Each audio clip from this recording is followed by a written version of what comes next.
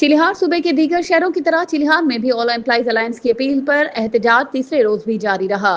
تفصیلات کے مطابق ایجوکیشن ڈپارٹمنٹ کے ملازمین نے ہائر سیکنڈری اور ہائی اسکول کے پرنسپل چندی رام راسانی کی قیادت میں، جبکہ سرکاری اسپتال کے عملے نے ڈاکٹر شام داس اور ڈاکٹر پیتامبر کی سربراہی میں احتجاجی ریلی نکالی، جو مختلف راستوں سے ہوتی ہوئی پریس کلب چیلیہار پہنچی۔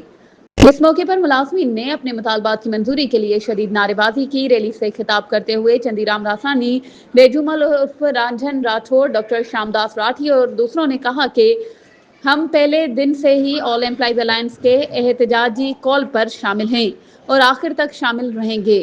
سندھ حکومت کو چاہیے کہ وہ تمام ملازمین کے جائز مطالبات فوری طور پر مانے۔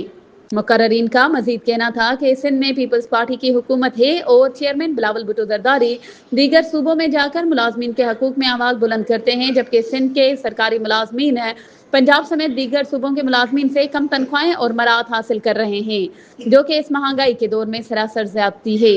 ملازمین نے خبردار کیا کہ اگر مطالبات تسلیم نہ کیے گئے تو آل امپلائیز الائنس سندھ کے تحت صوبے بھر کے ملازمین بلاول بھٹو زرداری کی رہائش گاہ کے باہر دھرنا دینے پر مجبور ہوں گے۔ مزید خبروں اور اپڈیٹس کے لیے ہمارے چینل کو سبسکرائب کریں اور بیل آئیکن کو پریس کرنا نہ بھولیں۔